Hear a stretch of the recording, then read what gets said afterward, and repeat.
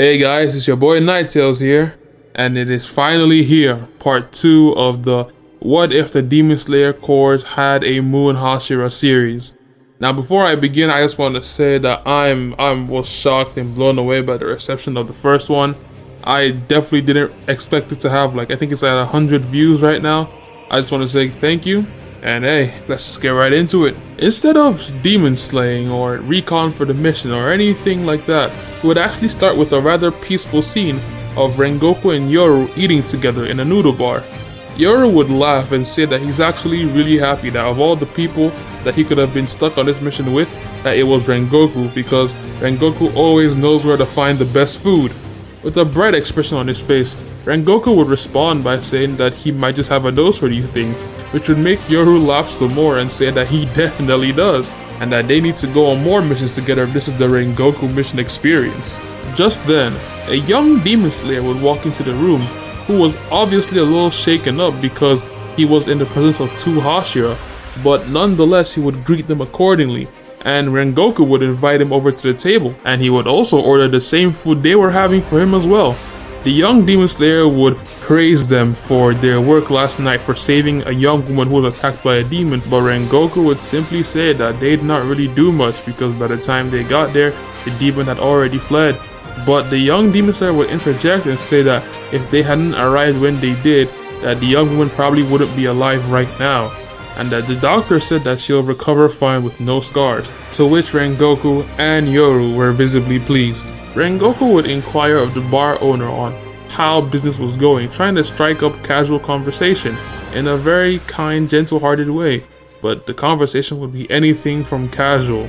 It would be very grim because their town had been suffering from a case of serial killings, one after the other. In fact, a conductor was just found dead on his train yesterday. This would spur the young demon slayer to let them know of the reason why he came. He had found the Mugen Train. It was inside a shed of some sort, a train shed of some sort. And at hearing this, Rengoku would smile and get up and begin to leave the noodle bar. Yoru would get up as well, but not before ordering more food from the bar owner and then leaving the noodle bar. The young demon slayer would ask if they were going straight to the Mugen Train, but Rengoku would say that he wanted to investigate the train station where the last conductor was murdered last night. But then Yoru would say that that's perfectly fine. We can just divide and conquer them. He would ask the young demon slayer to just point him in the general direction of the shed, and that he'll do the rest and he'll fight it himself. Now the young demon slayer found it a little perplexing to believe that he could just point him in the general direction and he would just find it, but who was he to question a direct order given to him by a Hashira? So he would point Yoru in the general direction of the train shed, and then Yoru would head off on his way. Everything that happened between Rengoku, the young demon slayer, and the people inside the train station would happen the same way as in the anime. Rengoku would meet the people selling the bento boxes. He would buy the bento boxes from them. He would get the paste bun in his face and all that. But yeah, all that happens the same way.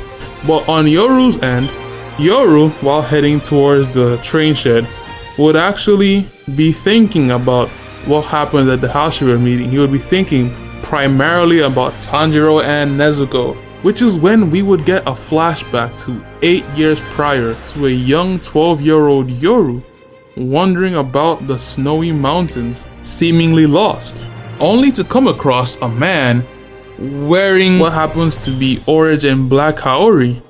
And as he looked up, that man was a man we all know as Tanjiro Kamado, Tanjiro and Nezuko's father. He would have memories of being taken into his home, of being taken care of being fed, being given drink. He would have memories of the children in that home, but they always used to be just blurry images because it happened a long time ago and he couldn't really recall them properly. But after what happened at the Hashira meeting, two faces in that memory begin to clear up, Nezuko and Tanjiro's faces. And then the scene would shift to an 18-year-old Yoru revisiting the location but finding nobody there. Then the scene would shift back to the current time where Yoru was heading back to the train shed. He would begin to think to himself and contemplate on the chances that he would run into the children of the person that saved his life all those years ago. But then he would become a lot more solemn when he remembered exactly what became of that family. But then that is when he would snap out of it and tell himself that it's not time to think about that. He needs to focus on the mission. And in an attempt to push down those thoughts even further, he would crack open the takeout box he had bought from the noodle bar and begin to eat. And his thoughts were quickly consumed with just how delicious that food was. His pace began to quicken as he finished the food and tossed the box to the side, blitzing right past a train that seemed to be heading in the same direction. A train that, unknown to him, was housing Rengoku, who was also heading to the train shed. He would eventually arrive at the shed long before that train would have ever gotten there, and he would head inside to go look for the Mugen Train. He would look for a while, but to no avail, because he would come to realize that there was no train in the train shed. He could not find the Mugen Train. But then, one of the train conductors would walk in and ask Yoru what he was doing there. Yoru would casually tell a random lie about being part of some kind of authorities or police or whatever, and say that he was looking for the Mugen Train. To which the conductor would tell him that the Mugen Train isn't here. It had been taken into maintenance quite a while ago. Which is when Yoru would sigh and complain about how far he had to run and how fast he ran to get here. He then asked if the conductor would mind pointing him in the general direction of the maintenance building, but the conductor did him one better. He showed him a map. After 2 minutes of looking at the map, Yoru would finally get the location in his head, and he was about to head off before the conductor would ask him to wait a second, but by the time he turned to look at Yoru, he had already left the building. We now pan to Yoru running right down to the direction where the maintenance building was. His nose then twitched. Something was off. He could feel it. He knew exactly what this feeling was. It's a demon. As the maintenance building finally came into view for him, the feeling that he felt before got stronger and stronger, and he would squint to see if he could make out what was happening through the windows, which was when he would see Rengoku, who had his blade unsheathed, pointing it towards something. And once he looked at the thing that he was pointing the blade towards, he would notice a demon holding a human hostage. His face would then don a more serious look. Yoru was aware of how far away he was from the building. If something were to happen, he most likely wouldn't reach in time at this pace, which is when he would close his eyes and begin to take very deep breaths before saying in his head, "Total concentration." And as he said this, his pace, his strides would quicken, blitzing at strides thought impossible for human beings to achieve. The scene would then shift to inside the maintenance building, with Rengoku pointing his sword at the demon who held the hostage. The demon would try to brag about his speed, saying that a human could never reach him, demon slayer or not. He would move around and taunt Rengoku and say that if Rengoku is really a demon slayer, then shouldn't it be his job to cut his head off? Because if he doesn't take his head off, then this human that he's holding in his hand will be the one that's headless very soon. Rengoku would have a stern look on his face, but he did not swing at the demon, for fear of hitting the human in the process. He was stuck between a rock and a hard place, without much else to do but to wait for the right opportunity. But just then, as if from God himself, the opportunity Rengoku was praying for had shown itself. He would begin to see something coming towards the window that the demon was standing in front of at breakneck speeds, and Rengoku knew exactly what, or should I say, who that was. He would begin to smile, and the demon would take offense to this, asking if Rengoku has lost his mind or if he forgot that he's holding somebody hostage right now. And then Rengoku would keep the smile going and say no, that he's perfectly fine. He's just relieved. And the demon would ask him, "What do you mean by you're relieved? You haven't stopped anything. I killed somebody just last night. I am going to kill this person I'm holding right in front of you. And those bento boxes, I actually do remember who those bento boxes were being sold by, and I'm going to kill them too once I get out of there." And then Rengoku would actually laugh a bit, and then he would say, "That's kind of funny. You actually think that you're gonna make it out of this building alive?" And the demon would grimace at this, and he would get angry, and because of that anger, he would turn his attention to the grip he had on the hostage's chest. He would then squeeze it as if to rip his heart out, but that was exactly what Rengoku was waiting for. In an instant, Rengoku would blaze forward, slicing off both of the hands of the demon, releasing the hostage entirely. The demon, bewildered, would immediately try to make an escape, but before he could do anything, he would be perplexed by hearing the window behind him shatter. He would instinctively turn to try and see what was coming at him, but it was too late. Before he even realized what was happening, his head was flying off its body. The world would begin to turn upside down for him as his head fell to the floor and his body fell on the opposite side of it. And the last thing that he saw before he completely fading from this world was Yoru cleaning the blood off his blade. Rengoku would applaud Yoru, saying that he always knows how to make an entrance, to which Yoru would sigh and just say that he's just happy that all of them are okay. Or at least he thinks they're okay. Were there any casualties? And then Rengoku would then look at the person that was being held hostage and say no casualties. Some injuries though, but he'll be fine. Rengoku and Yoru would tend to the wounded man for a while, before the Demon Slayers would come in and take him to go get treated properly. Later that night, Rengoku, Yoru, and the young Demon Slayer from the beginning would reconvene together at the same noodle bar. The young Demon Slayer would express his gratitude and thanks, saying that all's well that ends well, thinking that the mission was complete. But then Rengoku and Yoru would look at each other and then look back at the young Demon Slayer before letting him know that that was just the tip of the iceberg. That demon was only a distraction. The Demon Slayer would be shocked at the revelation. He would inquire how they are so sure of this, to which Rengoku would simply reply that that demon that Yoru killed was nowhere near as powerful to eat 40 humans all at once. What they are chasing down is something way stronger and more powerful than that. The Demon Slayer would look dejected after hearing this, thinking that all his investigation was for nothing. But as well, Rengoku would let him know that no, there's no need for more investigation. The Mugen Train will be running again tomorrow, and tomorrow night, him and Yoru will board the train and deal with the demon personally. After which Yoru would yawn and agree with Rengoku, saying that he hopes that they'll be done in time to still get one more meal from the noodle bar, before ordering once again for more food from the owner, to which the owner would happily serve them. It would be the next night, with Rengoku and Yoru buying their tickets for the Mugen Train and getting ready to get on. But right then, Rengoku and Yoru would have a conversation. Yoru would remember Rengoku talking about how the slasher demon was a distraction, to which he would agree. But then he would ask that are they sure he was the only demon there, the only distraction? He wouldn't want them to both leave and then another demon would show up and wreak more havoc on this town. Rengoku would ponder on this, and then he would remember how they were talking about how this mission is a bit overkill for both of them to be going on this train. He would then say that, well, there's a very good way to satiate that concern. They could split up. One of them could stay back and the other would be on the train. The one on the train would investigate as they were supposed to do, while the other one that stayed back would patrol the city for a while, checking for any demon attacks or any clues that they might have missed while they were out yesterday dealing with that other demon.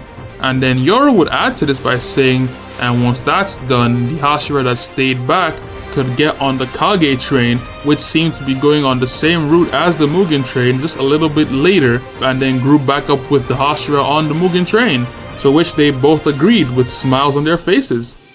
But then the question arose, who would stay back and who would go? Yoru was a bit puzzled at this, and honestly, he was content to deciding with a coin flip or maybe a game of rock, paper, scissors, to which Rengoku would just say that Yoru should stay and he should go, because Yoru is a lot better with logistics and the more overall investigative stuff, or Rengoku feels like he's just more suited for battle. To which Yoru would have no issues with this. Rengoku would get on the train, Yoru would wave to him before leaving to go patrol the town. Now, everything that happened in the Mugen Train arc movie would happen the same way. You would have Zenitsu, Tanjiro, Inosuke, and Nezuko meeting the Flame Hashira Rengoku on the train. Rengoku would slightly mention that there was somebody else with him, but he didn't mention exactly who it was. He just alluded to the fact that there was somebody else that was going to be joining him soon. So yeah, everything would happen the same way. They would all be put to sleep and they would all break out of their forced dreams. They would fight Enmu and the whole train would derail and all that. And while this was happening, Yoru would be in the town looking through the missing posters, looking for clues, patrolling the city to see if there was any demon activity going on, but he would find nothing. He would be a little bit dejected at the fact that he found nothing, because it would dawn to him that that means that he had basically left Rengoku for no good reason. But then he was still confident in Rengoku's abilities. I mean, he has seen Rengoku fight before. He's one hell of a Hashira. It would take a really strong demon, and I mean an upper moon type demon, to really bring Rengoku down, to which he didn't feel like 40 people dying at once, as horrible as that was. He didn't feel like that was upper moon activity. Immediately he concluded his activities in the town, he would quickly return back to the station, only to see the Kage train already taking off, to which, without buying a ticket, he would quickly run to the train, jumping and catching one of the railings on it. He would then jump to the roof and be content to stay there so that he would see the Mugen Train from farther ahead. So as the Kage train was progressing, he was kind of beginning to get uneasy feelings. Something was wrong and he could feel it, which was then he began to smell smoke. He would get to the front of the Kage train and squint his eyes in the direction that the Mugen train was supposed to have headed, which was when he got his first glimpse of something. A derailed train car. Immediately, he would activate total concentration breathing and blast right off the train, intending to run there instead, heading towards the crash site. His mind would begin to race with thoughts, thinking of what would happen if Rengoku was dead, praying that Rengoku was still alive, that he was still kicking. He would begin to feel slightly guilty because he would start to think that Rengoku was dead, and if Rengoku was dead, then he would blame himself, because had he been there, he would have probably been able to help. As he got closer to the crash site, he began to see a clearing to which he could hear clashes of what sounded like two very powerful forces. He had determined that one of them had to be Rengoku. Rengoku still had to be alive, and as he finally got into the clearing, he could see what looked to be a final clash between Rengoku and something on the other side, which he presumed to be the demon responsible for the 40 killings. He noticed that Rengoku was beaten and injured badly. Yoru would blitz towards the demon as well, and as the demon's fist was about to protrude right through Rengoku's stomach, he would feel another blade from the other side trying to cut through his neck, to which the demon would bounce back, jumping away from the blade and Rengoku at the same time before he could land the finishing blow on Rengoku. Rengoku would huff and puff and have a mix of joy, excitement, surprise, and relief as he saw Yoru, but just then his knees would buckle and give way as he began to fall to the ground, to which Yoru would hold him and grab him. He would let him down, put him down on the ground easily. He would then look towards the demon that Rengoku was fighting, who seemed to have a smile on his face, licking the blood off his hands. He would then ask Rengoku if he could use recovery breathing, to which Rengoku would nod and say that he's not gonna die yet, that he's still got some fight left in him. Yoru would then reply that if he has some fight left in him, that he should use all that fight he has and channel it into recovery breathing to make sure that he doesn't die. Yoru would then stand up and turn around to face the demon, and he would say that he would take it from here. But another surprise was awaiting him. He would see Tanjiro, Nezuko, and two other demon slayers that he hadn't met before. They would all run to Rengoku's side, to which Yoru would warn them to be careful and that Rengoku was seriously hurt, and that any imbalance could be the difference between life and death for him. Tanjiro would look away from Rengoku and look at Yoru in shock, not expecting him to be here. He would then ask what he was doing here, and then Yoru would clarify that he was accompanying Rengoku on this mission, after which he would ask for a situation report. He would find out from Zenitsu that Rengoku had not allowed a single person out of the 200 passengers on this train to die. Yoru would then turn to Rengoku and say, "Yup, that's definitely Kyojiro for you. A miracle worker through and through." But that is when the demon that had been pushed back would cut through the discussion, asking if he could get back to his fight, because it was such a fun fight. Yoru would glance at the demon with a side eye, before talking back to Tanjiro, saying that they would continue their discussion later. He would then turn fully to the demon once again, but this time would ask his name. The demon would refuse on account of the demon not even thinking that Yoru was strong in the first place. What would be the point of telling him his name? He can't even sense any fighting spirit from him. That if he knows what's good for him, he should let that flame Hashira behind him finish this fight, and then maybe he'll just let the rest of them live. Tanjiro would then call out to Yoru, telling him to be careful, that that's Upper Moon 3. Yoru wouldn't say anything back to Tanjiro, but then he would address the demon again, saying that if he doesn't tell him his name, he'll just address him as Moon 3. He didn't even know that there were still ranks even in the upper moons. It's kinda ridiculous if you ask me, Yoru would say. The demon would tell him to watch his tongue before he loses it, and then Yoru would just yawn as if he was disinterested by the threat. But after the yawn, with a more serious look, Yoru would ask him if he was responsible for what happened to that train. The demon would laugh and say no, that was a different demon and he doesn't want to take credit for that. Yoru would then ask them what was the demon even doing here to begin with, to which the demon would sigh and say, well, reasons don't really matter. I knew that there was somebody strong here, and I came to do what I do best. Yoru's countenance would change to a bit of an angered one, as he would say, and I assume that means killing the man behind me. You know, this is the biggest problem I have with you demons. Without rhyme, without reason, you kill for killing's sake. What exactly do lives mean to you? And as if on some sort of cue, a memory, not Akaza's own, but a memory would just flood in his head. He would be away from the Mugen Train, and instead he would see a man that we all know to be Yoriichi Sukikuni, saying the exact same things. The demon would then snap out of it before grabbing his head and grunting, asking himself what this memory was. He doesn't know that person. Wait, was it a memory of Lord Muzan's? Does Lord Muzan know this man or something? But then he would snap out of that as well, with an angry expression on his face. Akaza would push back his fist before saying, I warned you, destructive death, air type, and he would punch the air. But then a shockwave would blast to exactly where Yoru's head was.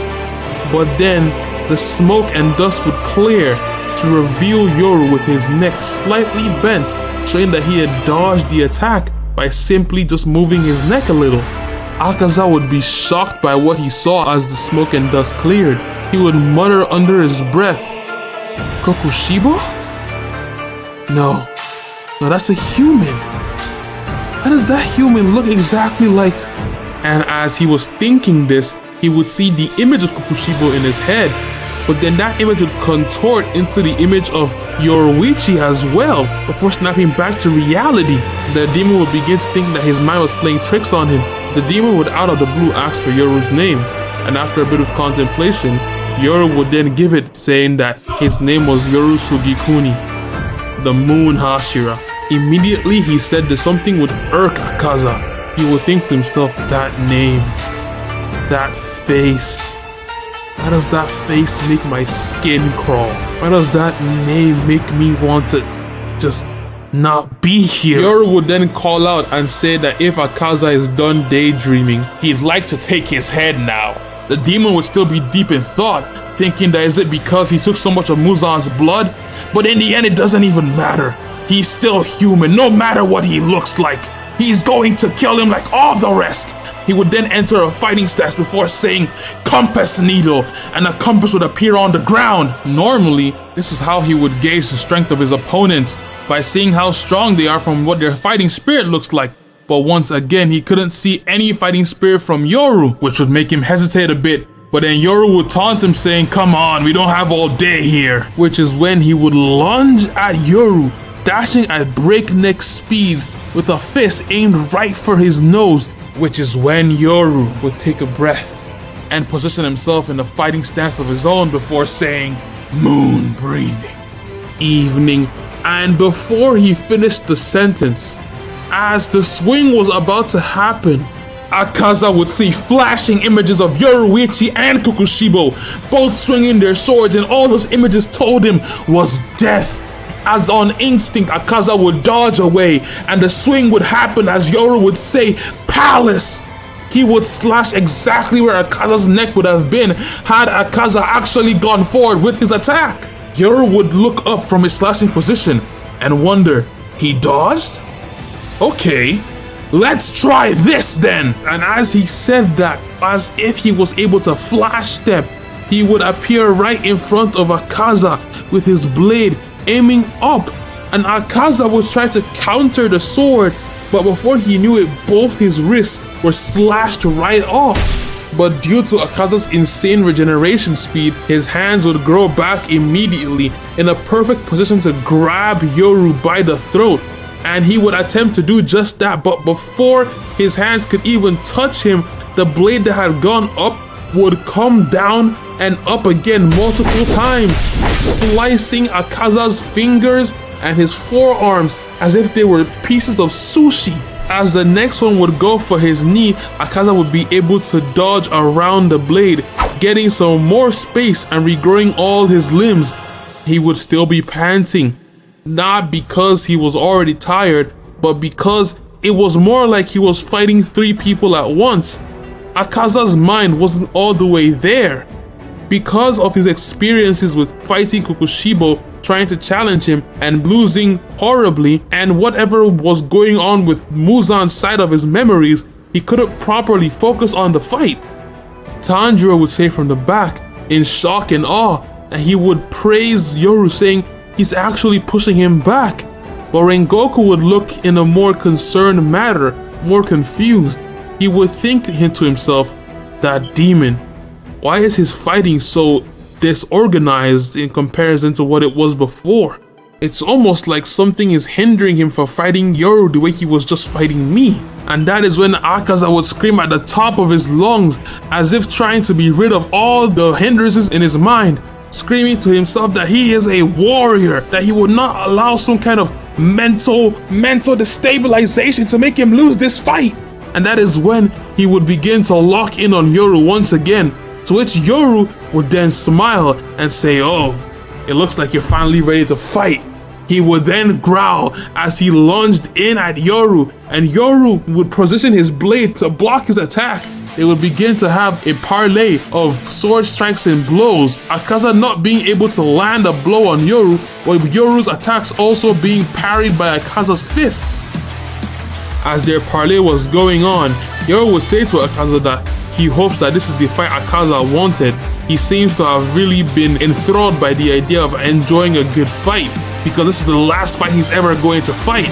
To which Akaza would scoff and say that if he really thinks he can kill him, that he has another thing coming, and that he should give it his best shot then.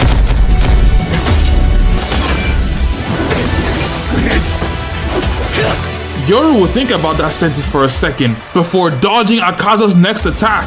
He would go down, lift his leg up, and kick off Akaza's chest to backflip away from him. Yoru would land on his feet and cock his blade in a rather unorthodox fashion before saying, "You know what?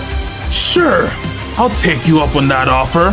Just make sure you don't run again." But before he could do anything, Akaza would jump into the air and say destructive death, air type, and begin to launch a barrage of shockwave attacks at Yoru. But Yoru, instead of deflecting or blocking the attacks, he would begin to dodge and move closer to Akaza, running right through the attacks. He would dodge and dodge and dodge, and Akaza would punch harder and punch faster, trying to land a single blow on Yoru, but his speed would just be incomprehensible, moving faster than any Hashira Akaza's ever fought before. Akaza would begin to get worried as he was sending the attacks out, thinking that there's no way this person can be a human. There's no way a human is moving like this. But then, before he could even react, before he even noticed it, Yoru was already right in front of him in the range of a sword strike. And that is when Yoru would say, "Moon breathing, first form, Evening Palace." And immediately he said this, the fighting spirit Akaza didn't see before erupted almost like a volcano. All Akaza could see in that moment was his head being decapitated, but he wouldn't stand for that. Akaza would be able to find a way to jump back a little bit, trying to dodge with a backflip, but as he dodged, his entire lower section would be severed from his torso up. Now, due to his fast regeneration, Akaza will be able to regenerate his entire lower section mid-air, but not without having a shaky landing, not without being shaken up by what had just occurred. What he saw, if he hadn't jumped back at that exact moment, Akaza knew that he could have just died there.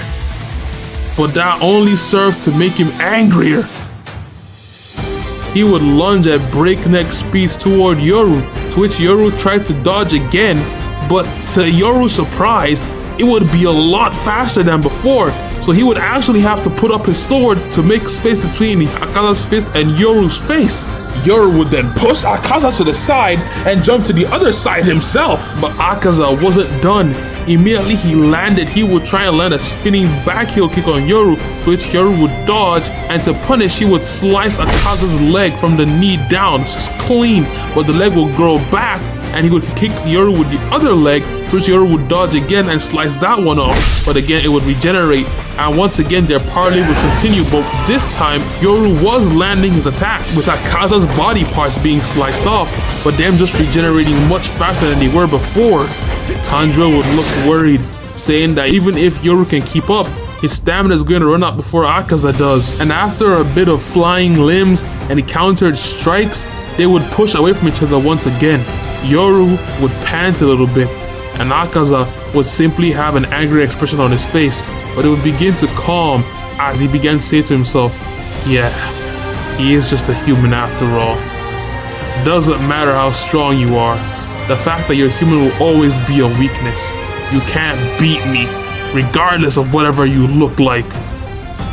And that is when Yoru would spit on the floor before saying, I don't know, I think being human is pretty cool. Growing old, having family, love, eating amazing food. Oh, and I can walk out in the sunlight, by the way. Can you do that? And since we're insulting each other now, there's something I also noticed. I was trying to be courteous before, but since we're here now, I just want to ask, Mr. Warrior, correct me if I'm wrong, but it does seem that you are quite scared. Don't tell me you're afraid of little old me now. There would be a silence that would fill the air, and the atmosphere would get cold. Akaza would not answer. His spirit had been insulted. Him, a warrior, scared of a fight. He wouldn't say anything in response, but he would only assume a different fighting position and say, destructive death. Disorder! Dashing at Yoru with multiple huge attacks heading right his way. Rengoku and Tanjiro would yell at Yoru to be careful, but Yoru would just lift up his blade and say, moon breathing, sixth form, perpetual night, lonely moon, as he would slice forth with multiple moon-shaped slices, clashing with Akaza's disorder attack.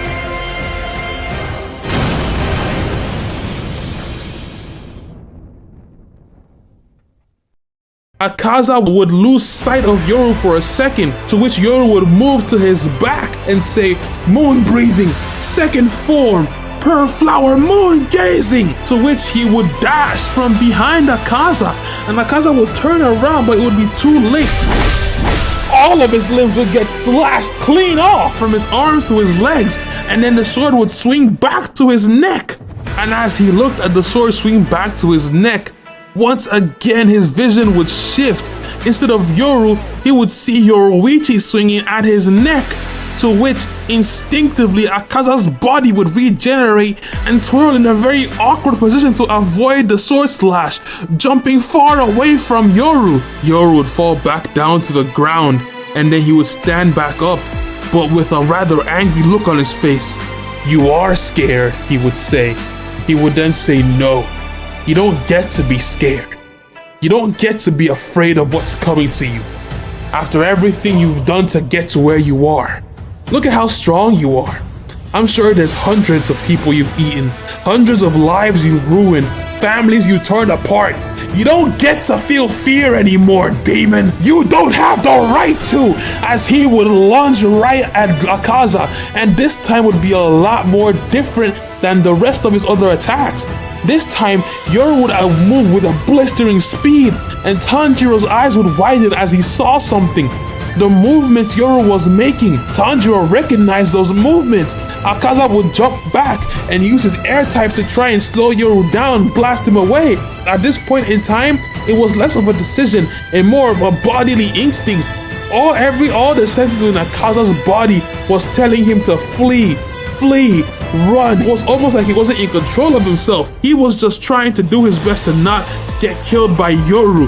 But Yoru would weave through the attacks, move forward. He would slash, Akaza would dodge. He would slash again, Akaza would dodge again, but Yoru would still be on him, giving him no room to breathe. He would slash again, and this time cutting off Akaza's legs, but he would regrow them and flee into the forest. And while that was happening, Tanjiro looking at Yoru, seeing Yoru fight, all Tanjiro could see was sun-breathing attacks that he would use. As Yoru closed in, he would grip his blade tight before saying, "Moon breathing, 12th form, lunar dragon dance!" And as Tanjiro saw this attack, he would just mutter under his breath, the Hino Kami Kagura?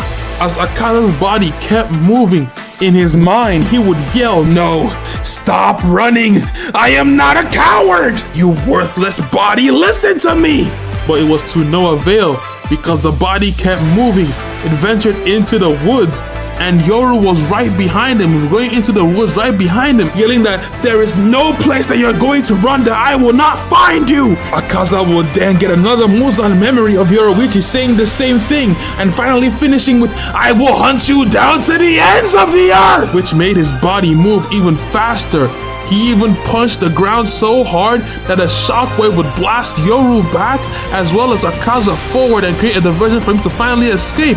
As he got farther and farther, Akaza would then cock his hand back and punch so hard on his knees that they would crumble in on themselves, making him stop by force.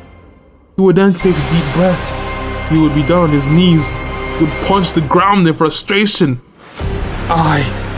Me, Upper Moon 3, ran away from a fight? No, this is not Lord Muzan's body. It is mine. I will not flee. I am a warrior. All these years, the centuries, all this time I've spent was to become strong. Not so I could be a coward, but to prove myself the strongest to ever exist. I will not be hindered by something so inane. But as he was screaming to himself, cursing the heavens and all that, he would notice a figure standing right beside him. The first thing he would see was Kokushibo, eyes wide, looking right at him, saying the words, "Pathetic." Akaza would turn in anger, confusion, rage, and then he would see Yoruichi moving towards him in a slashing position. Yoruichi would say pathetic as well. And then he would finally see Yoru lunging right at him, who would also say, "You're pathetic," as he would stab right through Akaza's left eye, penetrating his skull, but he was not done. He would grab Akaza's shirt, grab the hilt of the sword, and throw Akaza back into the clearing where they were fighting earlier. Akaza would fly, smacking against the wall, falling right down to the ground as Yoru would come from the sky, slashing down, but Akaza would dodge to the right and kick at Yoru, and this time the kick would finally land on Yoru's side, pushing him back. Akaza would grip his hands. He would feel that his hands, his feet, his legs were his own again. He would look at Yoru with disdain and he would growl. He would say, "You know what? This is a blessing. You wanted my name, right? It's Akaza. Sorry for being rude earlier. This is the fight I've been looking for.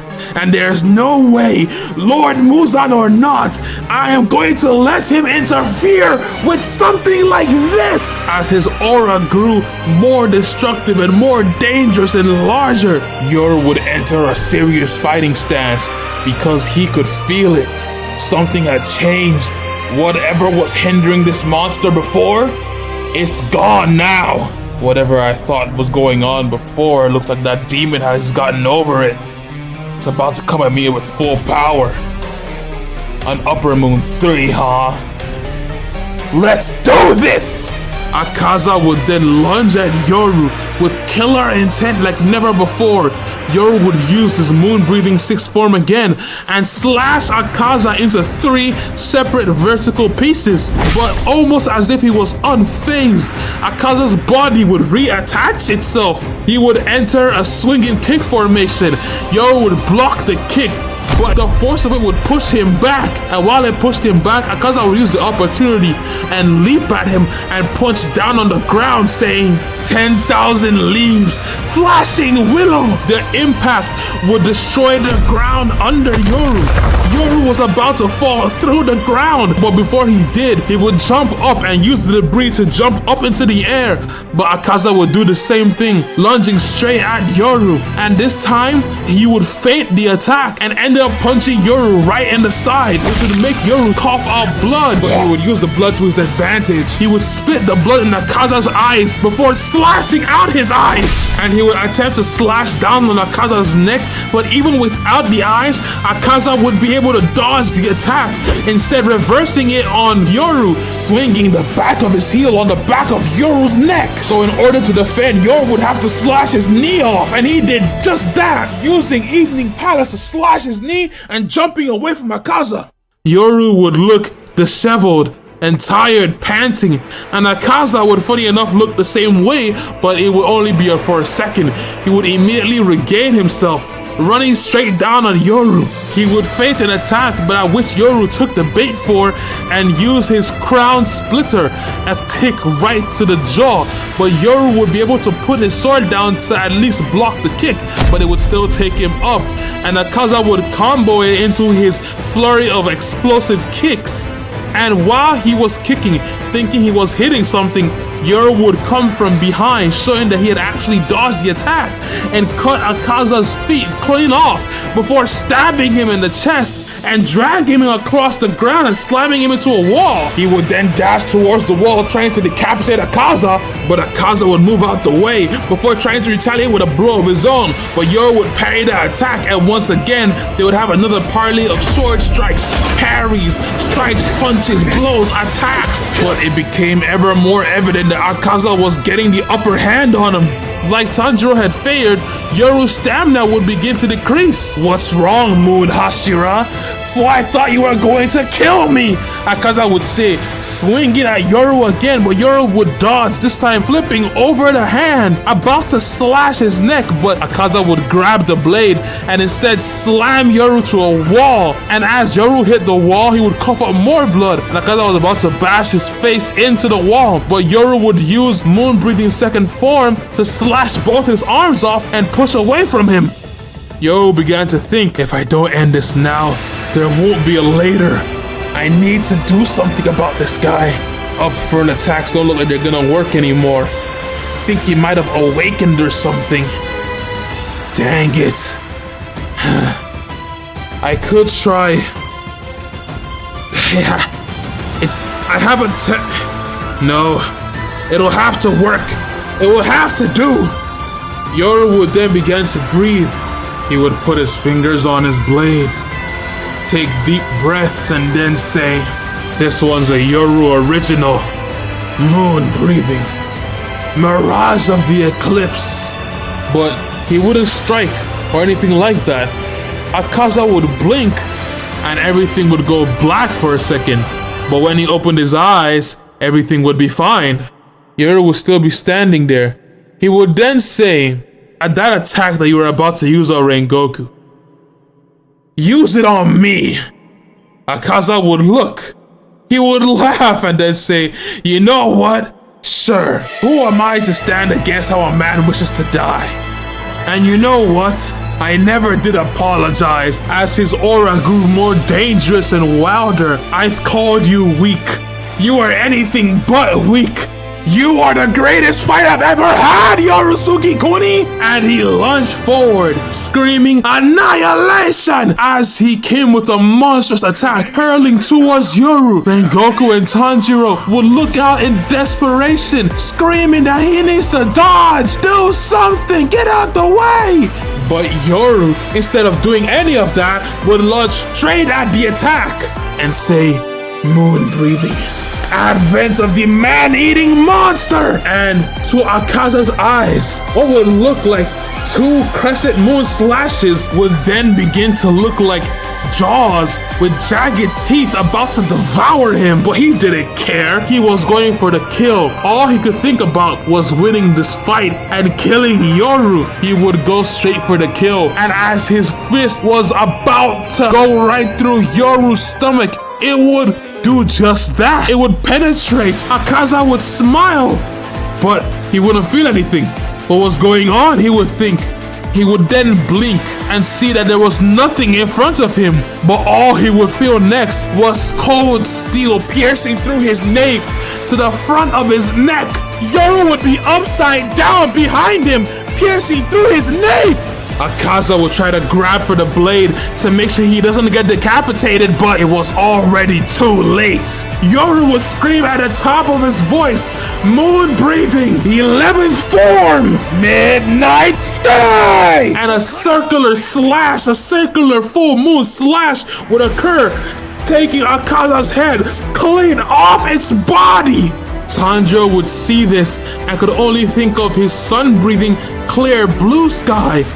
He would stand up and say, the person he's been searching for, the person who might have answers, it's him. Yoru would land on the ground in a superhero type pose with a victorious look on his face, puffing and puffing, panting, as he had believed that it was finally over. He had not looked back, he had only looked up, resting on his blade. But then he would hear Rengoku call out his name. He would hear Tanjiro, Inosuke, and Zenitsu yell, and he would turn to see Akaza's body moving towards them. He would turn to see Akaza's head still on the floor, still looking at Yoru in disdain. Yoru was perplexed. He didn't know what was going on, but he knew that he wasn't going to let them die.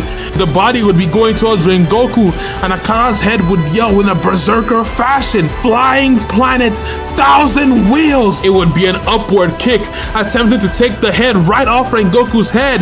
But as it was about to land, Yoru would get in the middle, taking the brunt of the assault. It would crack his ribs, maybe even shatter them. He would cough up blood onto the leg as he was sent up. But the body was not done.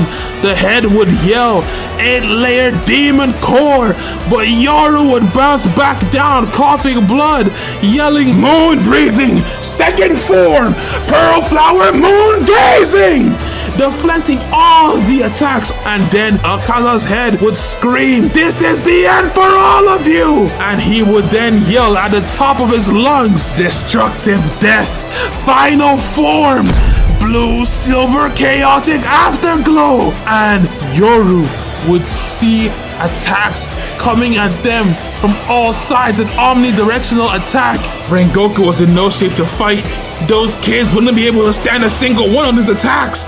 He wouldn't be able to save everybody like this.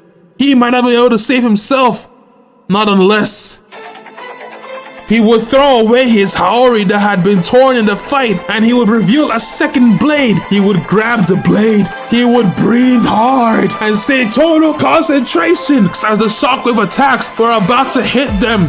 Moon. He would begin to cough up blood as he said this, but he would not relent.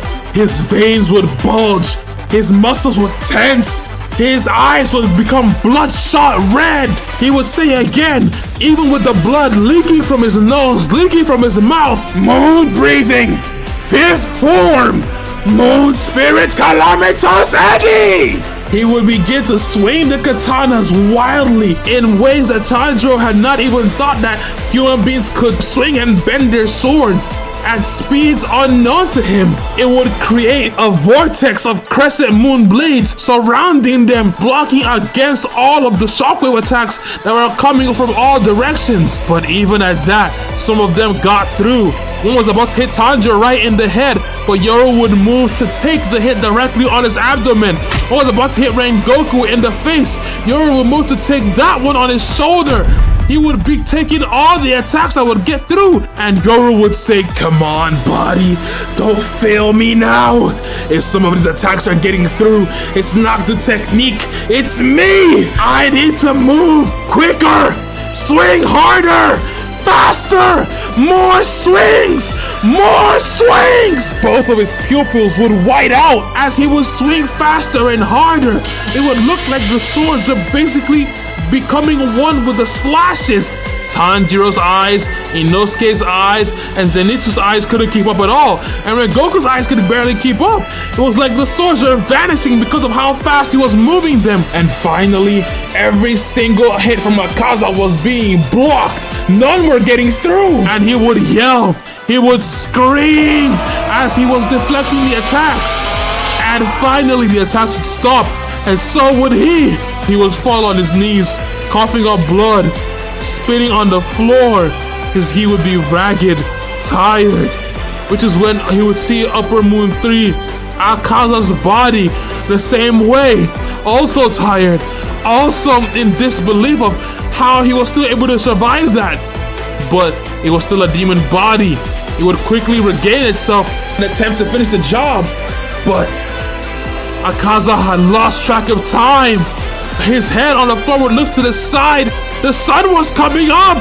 His body would instinctively turn and try to run for cover. Yoru would try to get to the body and stop it, but he wouldn't be able to move. He would get up and his entire body would wince in pain and he would fall to the floor. Inosuke and Zenitsu would grab him, trying to get him up, and Akaza's body would begin to run for the woods, run to safety. But behind Yoru, Tanjiro would jump up. He would have his blade in hand. He would feel like flames were breathing right from his mouth as he threw his sword like a javelin right through the knee of Akaza's body, pinning the knee to the ground. Now Akaza's body, being Akaza, would still be able to rip his leg right out, but the time he had taken to slow him down was enough. Rengoku and Yoru would use all the remaining strength left in their bodies and lunge after the body with their swords, pinning it to the ground. The body would kick off, try to get off, and they would eventually get free, but only because they allowed it.